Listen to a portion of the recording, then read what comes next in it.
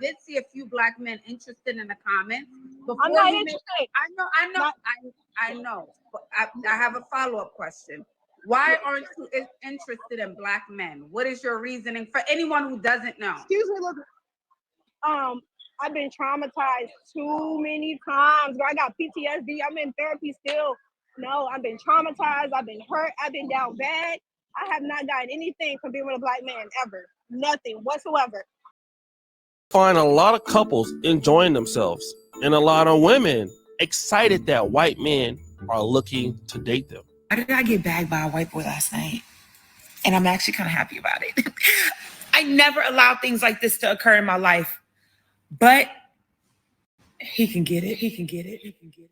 And a lot of black women are excited about the experience. Sometimes dating in the black community can be redundant. So getting a new opportunity to date somebody else from another culture can bring a lot of excitement, cultural diversity, and another experience in dating. It can change you forever. But we'll talk about that very soon. One mechanism that people can get to know each other is on social media or dating apps. It makes it really easy for people who would never come across each other to get to know each other, especially for men, because men may not feel comfortable approaching a lady or vice versa. And this is the case of this young lady by the name of Cheryl Turner. She was on a particular text app when she met this particular guy. I won't mention who the guy's name is right now because it's not that important. She met a guy and she ended up meeting up with the guy, and this happened. Cheryl Turner was an outgoing 19-year-old from New Iberia who had the most contagious laugh. Now, her family says they'll never hear that laugh again after her body was pulled from a lake in northern Louisiana. I'm Anna Fisher, your Iberia Parish reporter, and I sat down with Cheryl's father and her twin sister, who say they feel more supported by Catahoula Parish's law enforcement than their own. She told me, I'm going to see you, and I love you. And that's the last time I saw my daughter. Michael Turner is the father of 19-year-old twins. Cheryl, I don't even know how to describe how she was growing up. Younger by 2 minutes, Sherry Turner says her older sister Cheryl was always the outgoing one of the family. Cheryl was just outspoken. Once she got enough, she gonna say how she feel. On December 31st, the family says Cheryl and her mother had gotten into an argument. She put the key in the mailbox, packed up all her clothes, and left. According to Sherry, outbursts like these weren't uncommon for Cheryl to have.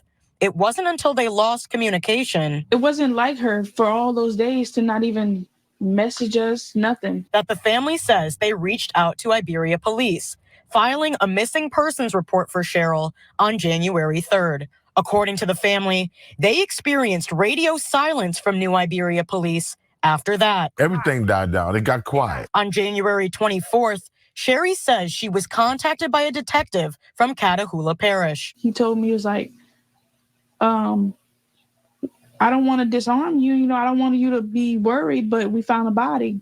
A fisherman on the Wichita River had reportedly found a human torso floating in the water without anything else attached. That was 2 months ago. We didn't know where she was. Somebody found her body. We didn't know who did it. Just 2 weeks ago, another news clip came out like this. It's a case that law enforcement says they've never seen before. I'm Anna Fisher, your Iberia Parish reporter, and I'm following up on the investigation of Cheryl Turner, a New Iberia woman whose body was found dismembered in a river hours away from her home. So we're going to stop it for a second. This is a lot. Yeah. All right. And it's just been going on all over the country. Young sisters are being found dismembered everywhere. Even, where me and Mr. Walker live, this stuff going on everywhere, and it's wild. Yeah. Like more and more we're hearing about this, ladies. And this is why, through all the jokes and the poking fun, we let you know it's grim. The dating market and just this casual dating scene is trending towards darker and darker corners, man. It ain't getting any better. It appears it's going to get a lot worse before it gets better. Because what causes humans to change for the better? What caused us to make the necessary changes and change direction and do a whole 180, not 360 like y'all love saying, go in the same direction? Usually, typically, as humans, we got to get to the edge of destruction before we change. That's just how it seems to be. So what's it going to take? More and more extremely unfortunate, traumatic instances of women realize how unprotected they are, and that your rebelliousness, your education, nor your income can protect you out here in this sick world. January, I sat down with Cheryl's family after her body was identified by the Catahoula Sheriff's Department. It went from us busting our head about if it was her or not to how did she go? Now, a little over a month later, Detective Dwayne Littleton tells me information is slowly trickling in. We have been reaching out to several of the social media platforms that the victim had been using, trying to identify who she's been in communications with and who all she had been talking to, and possibly identifying who she had went to stay with. But now we have an update. We have an arrest for a guy by the name of Anthony Pierce Holland Jr. And guess what? He admitted to it. Now remember, the Text Now app is how they met. And again, she had family problems and with her mom and arguing, as you just heard. So he arranged to pick her up at her mother's house in New Iberia on January 1st. Then he returned to his home in Ochita Parish. But what happened next was shocking. He said after he brought her to his home, he booty clapping sounds. He unalived her during a sex act. After realizing she was deceased, he dismembered her remains, put it in bags, and dumped it in a tributary of the Ochita River, along with the knives she used in all her possessions that she had with her. This sounds very familiar, doesn't it? Rewind! I covered a story about a young lady by the name of Sade Robinson, who was excited to go on a date with a white man, Maxwell Anderson. Here's what happened. Court documents say Anderson and Robinson were meeting up for that first date on Monday, April 1st. They started at a Menominee Valley bar, the Twisted Fisherman, before heading over to Duke's on Water, which is in downtown Milwaukee. That phone is then traced to right here, Anderson's home at 39th in Oklahoma. And we know Robinson was never seen again. This new exclusive video appears to capture the moment investigators took Maxwell Anderson into custody near his home at 39th in Oklahoma, following a whirlwind investigation that started April 2nd. If we can put the picture of Anthony Pierce Holland Jr. and Maxwell Anderson next to each other, it is clear to me one thing is going on. Both of these guys look deranged and demented. It is almost obvious. And I honestly believe because some of the young ladies, and both these young ladies are 18 or 19 years old, they believe that these guys are maybe Caucasian, that they are trustworthy. But this is one of the reasons why they're preying on these younger ladies, because they just don't know. And again, I will tell ladies and anybody in the Black community, just because you feel like somebody is a race or one different race from you, that people are automatically trustworthy. Haven't we learned about what's going on with the whole Young Jeezy thing? Like, listen, that's how people get in. They feel like, oh, I'm white and you're black, and you probably would guess that these guys are probably poor. They probably don't have. So here we go, man. We're gonna stop. Here to the now, to the now, here to the now. So we talk about dating out. The show. What are your real dating options? A lot of these women come up here and say, well, we can just date out. Shout out to Heathen Queen. She said, if we just did it, we'll do it. We'll do it, Heathen Queen says. Come on, man. Go ahead, do what? With this Bonquisha mentality, we keep telling y'all, Brandon Chad, the original OG. Brandon Chad is the original Mr. There was never a Mr. from the color purple like Brad and Chad. That was not your melanated brother, man. So now you want to go to Brad and Chad with all this attitude. He ain't gonna deal with it. He wonky like that. He breaking out the razor blades and machetes, quite literally. And it ain't even cool. Ladies, stop finding this out the hard way. We keep saying it. We get into our heated debates on the Regal Rumble. And I remember having to sit there and tell our sisters, Heathen Queen and Crystal, that today's modern women are so comfortable and they don't need a man in a world that men made it safe where a woman could say that. You understand? Saying I don't need a man is a first world privilege. And now today's women are finding out just how sick and sad the world is in the most unfortunate way. And we want it to stop.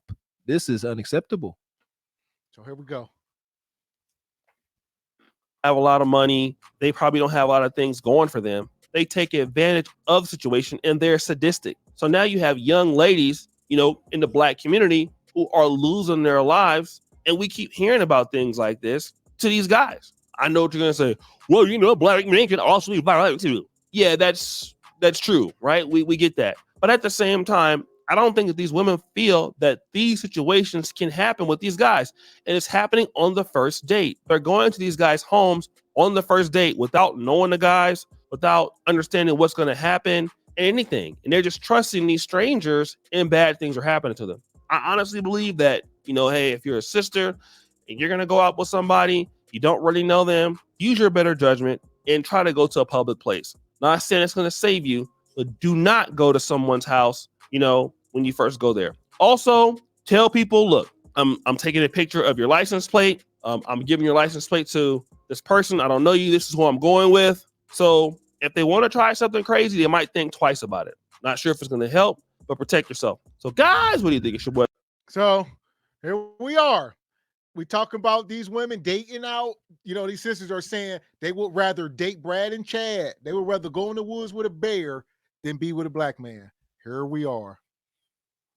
And there's the bear. He definitely acted like one, talking about missing limbs and toys. Wild. What make you come on, man? Ladies, we can't be moving in such scarcity, lack, fear, and hurt that we walking outside the house with Jeffrey Dahmer Jr.'s and such. What inviting? What I don't see nothing inviting or kind about this man's appearance in the slightest. I don't know what's going on, man.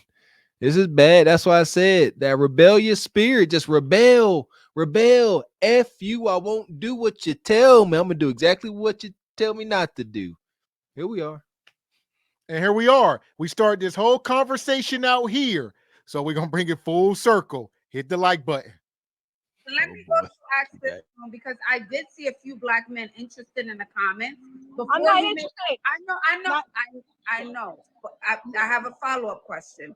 Why aren't you interested in black men? What is your reasoning for anyone who doesn't know? Excuse me, look. I've been traumatized too many times. I got PTSD. I'm in therapy still.